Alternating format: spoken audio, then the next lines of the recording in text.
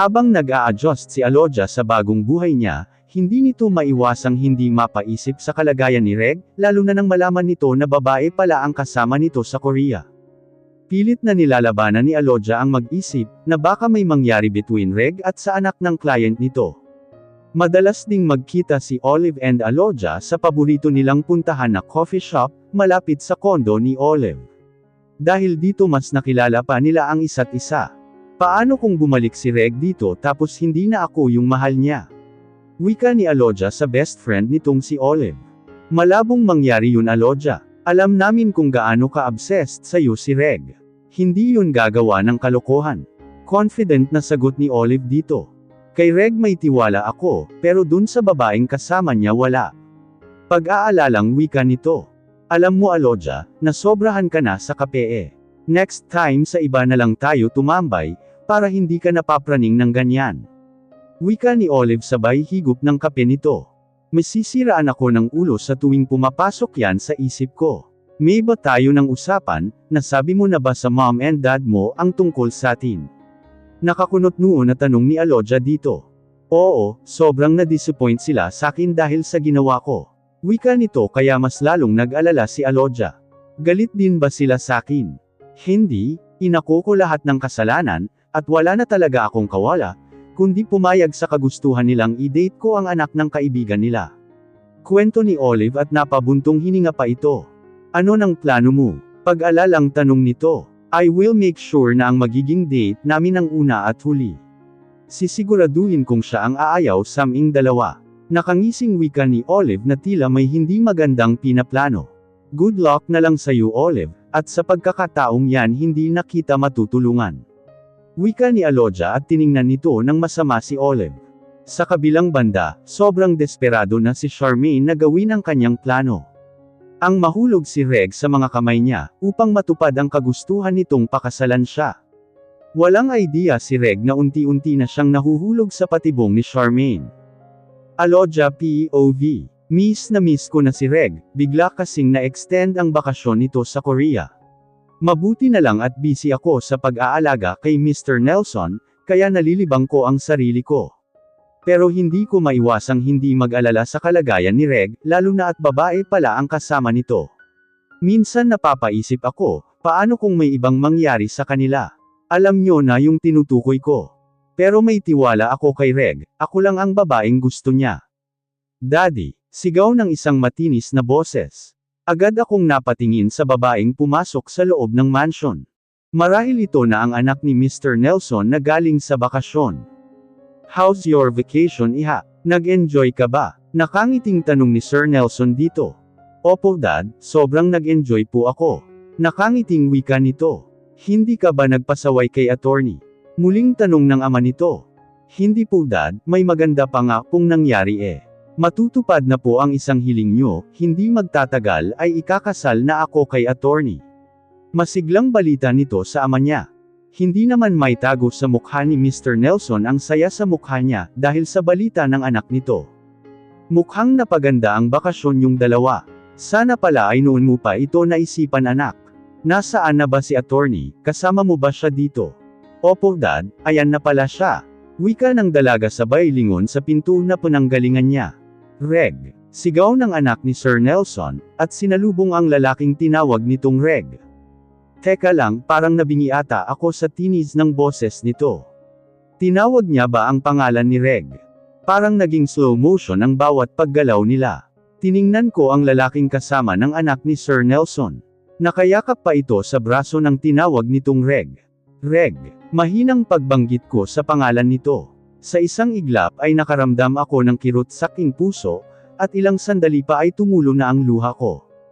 Anong nangyayari? Tama ba lahat ng naging kutob ko? Bakit parang ang bilis naman? Di ba 1 taon akong hinintay ni Reg, bakit 2 linggo lang ay may iba na siya? Dahil ba nakuha niya na ako sa pangalawang pagkakataon? Dahil ba alam niyang mabilis lang akong bumigay sa kanya? Agad akong tumakbo papuntang kusina. Hindi niya ako pwedeng makita, hindi niya pwedeng malaman na dito ako nagtatrabaho. Paano ko siya haharapin nito?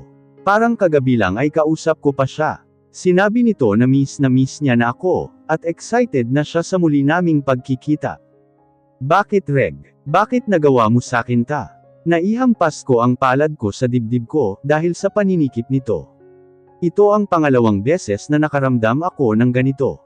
Yung para bang pinipiga ang puso ko dahil sa sobrang sakit. Para akong unti-unting malalagutan ng hininga. Una ko tong naramdaman ay nung nawala si mama. Paano na ako ngayon? Paano ko haharapin si Reg? Reg POV. Nagising ako nang maramdamang may ibang nakahiga sa kama ko. Pagdilat ko ng mata ko wala na akong kahit anong suot. Nang laki ang mata ko, nang makita sa tabi ko si Charmaine. Tulad ko ay wala din itong kahit na anong suot. Hindi maarita, ang pagkakatanda ko inalok niya ako ng isang basong wine, para mag-celebrate sa huling gabi namin dito sa Korea, kasunod nun ay wala na akong maalala. Ilang sandali pa ay nagising na si Charmaine. Reg, anong ginawa mo sakin? Bakit nakahubad ako? Pagpapanik nito na tila iiyak na. Nagkakamali ka Charmaine nang iniisip. Wala akong ginawa sayo, wala akong maalala. Agad na sagot ko dito at nagsimula na itong umiyak. Hindi pwede ta Reg, kailangan mo akong panagutan. Wika nito at tuluyan ng humagulhol. Wala akong magawa, hindi tumatakbo ng maayos ang isipan ko. Paanong nangyari ta? Si Aloja, paano si Aloja? Ano na lang ang iisipin niya pag nalaman niya ta? Hindi pwede, ayokong mawala siya sakin. Hindi pwedeng mauwi na lang kami sa wala. 1 taon ko siyang hinanap at hinintay. Hindi pwedeng dito na lang kami magwawakas, dahil sa isang pagkakamali. Alam kong walang nangyari sa amin, pero paano ko ito mapapatunayan? Reg, kailangan mo akong panagutan. Sasabihin ko kay Dad ang tungkol dito. Wika ni Charmaine nang kumalma na ito. Hindi, walang nangyari sa atin Charmaine, at alam mo yan. Inis na wika ko dito. Paano mo nasasabi yan Reg, matapos mong pagsawaan ang katawan ko? Parehas lang kayo ni Darius, talagang magkaibigan nga kayo. Bakit, balak mo ba akong takbuhan? Inis na wika nito. Dahil wala naman talagang nangyari sa atin. Misunderstanding lang ito, pag-usapan natin ta ng maayos Charmaine. Kalmadong wika ko. Attorney ako, kailangan kong protektahan ang sarili ko. Pero sa pangyayari ngayon alam kong tagilid ako. Pag napatunayan ko sa'yo na may nangyari sa atin, kailangan mo akong pakasalan, at kung wala kakalimutan natin ang mga nangyari sa atin. Wika nito habang yakap ang sarili sa kumot. Sige, sigurado akong wala talagang nangyari sa atin. Hinding-hindi mangyayari yun Charmaine. Wika ko dito. Si Aloja lang ang mahal ko, hindi ko siya kayang pagtaksilan. Aayusin ko tong problema na ta. Hindi pwedeng ito pa ang makasira sa lahat ng pinaghirapan ko. Nandito ako ngayon sa office ni Tito Nelson. Ito na ang chance ko para kausapin siya sa nangyari sa amin ni Charmaine. Anong gagawin mo Reg? Alam kong hindi mo mahal si Charmaine. Wika nito, nanatili siyang kalmado. Huminga ako ng malalim at tumingin sa mata nito. Sigurado po ako na wala talagang nangyari sa amin ni Charmaine. Hindi ko po magagawa ang bagay na ganon. Lalo na sa babaeng hindi ko mahal. May paninindigan na wika ko dito. Alam ko yun Reg, mas matagal kitang nakilala kesa sa anak ko. Wala akong kakampihan sa inyong dalawa. Ikaw ang mas nakakaalam ng dapat gawin dahil isa kang attorney. Pero kapag napatunayan na totoong may nangyari sa inyo, at nabuntis mo si Charmaine, hindi ako magdadalawang isip na ipakasal kayo agad. Seryosong wika nito sakin. Sigurado naman ako na wala talagang nangyari sa amin, kaya pumayag ako. May isa pa sana akong pakiusap sa'yo Reg. Maari mo bang imbestigahan ang babaeng ito? Wika ni Tito Nelson, at may inabot itong envelope sakin. Agad kong tiningnan ang nilalaman nito. Nang laki ang mata ko nang makita ang resume ni Aloja. Teka lang po Tito Nelson, bakit mo pinapaimbestigahan ang babaeng ito? Kinakabahan na tanong ko. Gusto kong malaman kung sino ba talaga ang babaeng yan. Sa ngayon nagtatrabaho siya sakin, bilang private nurse ko. Ano po, si Aloja nagtatrabaho sa inyo? Di makapaniwalang tanong ko. Naalala ko, nabanggit niya nga sakin na may work na siya. Pero hindi niya naman nabanggit sakin na si Mr. Nelson pala ang boss niya.